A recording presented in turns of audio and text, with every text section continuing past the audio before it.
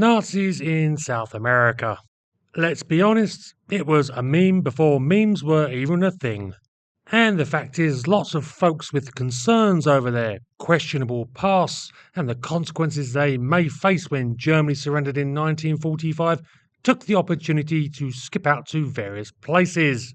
As quite a few South American countries of the time had governments with similar ideological principles as the fallen Axis regimes, it made sense to head for those. And many of those countries were happy to help, especially if the fleeing individuals had technical skills and knowledge that could help boost their own economies and industries.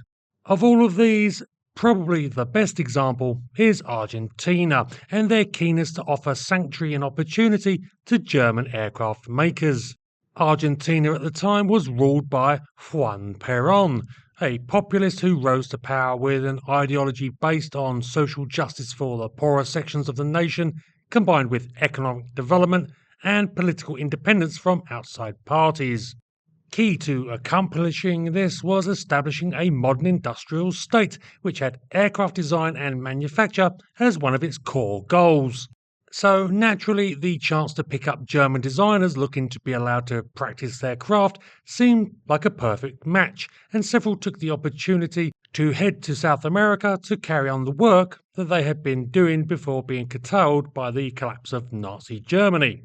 Most famous of these was Kurt Tank, renowned for his FW-190 fighter, who helped the Argentines' new state-controlled aircraft factory produce the rather impressive Polki II jet fighter, which will have to be a subject for another day. But Tank was not the only German designer to receive a warm welcome in Argentina, because around a year after Focke-Wulf's former chief designer headed to South America, he was followed by a couple of others whose work had been potentially even more advanced. The Horten brothers. And they were some of the foremost experts on the rather interesting aviation field of flying wings. Now, there is something that I want to address about the Hortens right now. Today, the two brothers get a lot of kudos primarily because their most famous product, the GO 229, gets modelled a fair bit on computer games. This has led to some folks thinking that the Horten's tailless fighters were somehow amazing miracle fighters that would have won Germany the war if only they got into production sooner. Most of these advocates never seem to have looked too closely at the actual history, because in reality the one Horten jet that flew crashed and killed its test pilot on the third flight. Indeed, the biggest advocates for the Hortens could have saved Germany crew seem to have been the Horten brothers themselves, who, when all is said and done, primarily managed to build some interesting gliders. However, their impressive and space-age looking creations were enough to garner attention for the pair, and so they got job offers from Argentina to continue their development work. The elder brother, Walter, left after a couple of years, but his brother Reimer set to work creating some interesting designs building on their ideas developed in Germany during the war. There was, for example, the IA-37, a rather odd transport aircraft, which I think I will have to cover next. But the Argentine military also liked another proposal from Horten, a jet-powered delta-wing interceptor. This, the IAE-38, would continue to develop Horten's ideas that had created the GO 229 along with some other late-war concepts. In 1952, Reimer Horten began work on the new interceptor, initially building scale models for wind tunnel testing, which indicated that the novel design was viable.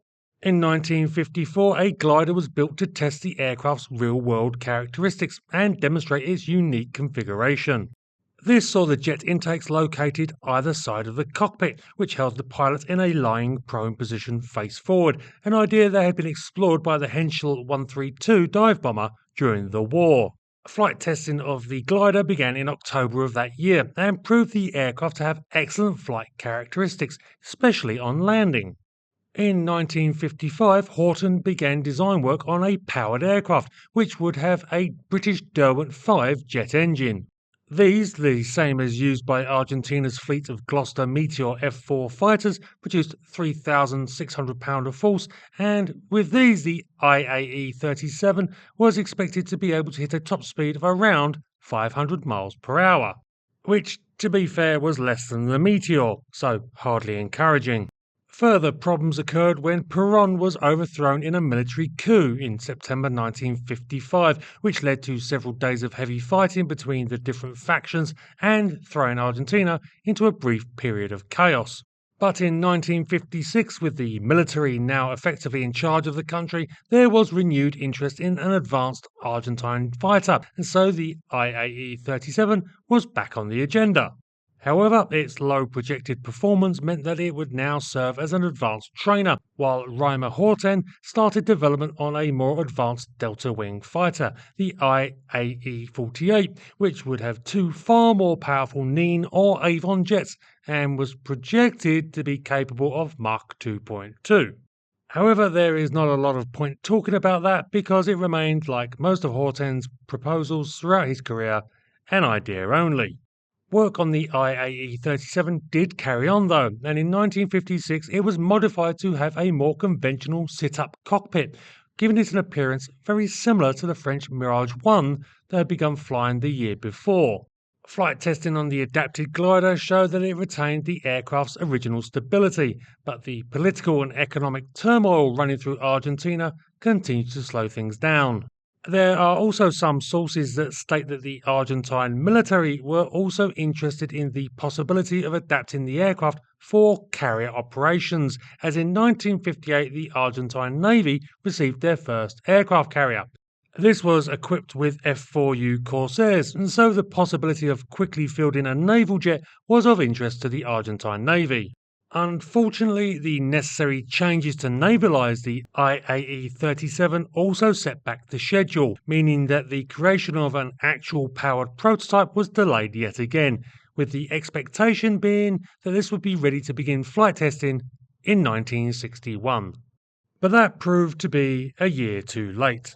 In 1959, Argentina experienced a severe recession, and faced with the necessity of making spending cuts, the dream of building advanced aircraft was recognized as beyond the financial means of the country, and so both the proposed IAE-48 and the IAE-37 development programs were cut in 1960.